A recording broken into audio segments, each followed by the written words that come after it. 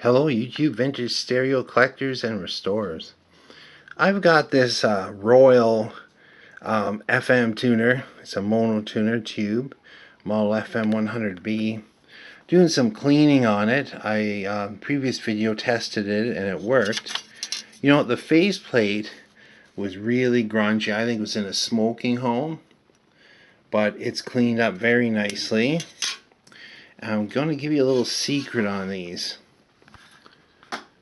The chassis, which is metal, you can clean just about anything. Windex.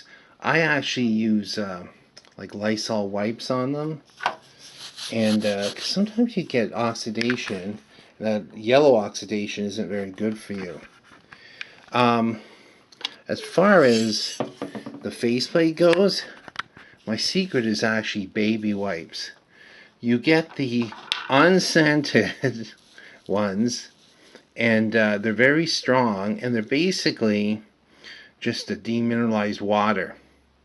But I mean, you can duplicate that yourself. But the problem with these, and I've run into this on Japanese brands of that era, and from everything from Monarch, Royal, Lafayette's especially. I think they're all made by Lafayette, and right up to Kenwoods and Sansui's and other brands like that. In this era, mid to late 60s, whatever they did to put those numbers on, it would take nothing to rub those off. And yet, it was very dirty and grungy. And actually, the pointer's been dragging against the back of the glass. So I took this off. It's actually plastic, summer glass.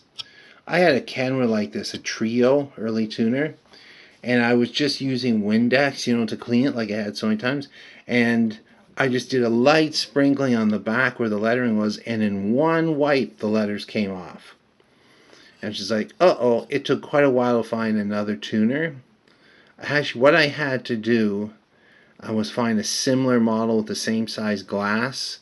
I actually got one out of a receiver and cut it and did just a little bit of trimming and shimming to get it to fit. So it's something you don't want to wreck. Same with this. This is a little more robust, and because it's stamped in, you can always fill it with ink. So I had actually a couple around the tuning that weren't so good, and I just used a fine tip magic marker.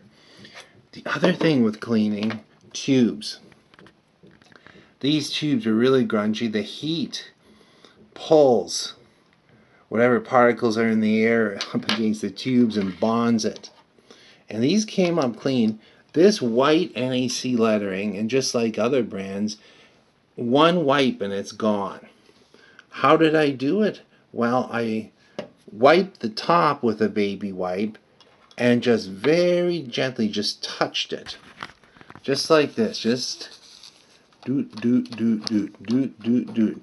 No wiping. But just dab the dirt off it, because it's kind of neat to have the tube label showing.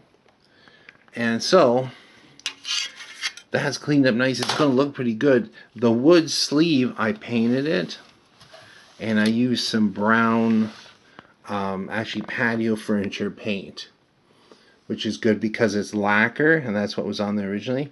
Chassis cleaned up really good. All the little labels survived, even those ones. I'm just going to show it to you underneath. This is going to be a pretty simple recap. It actually works okay. I think I might leave this cap, but these ones here particularly bad, including up in here. It's been sweating. Those are just interstage oil-filled caps. There's only 3 of them, so I'm going to change those.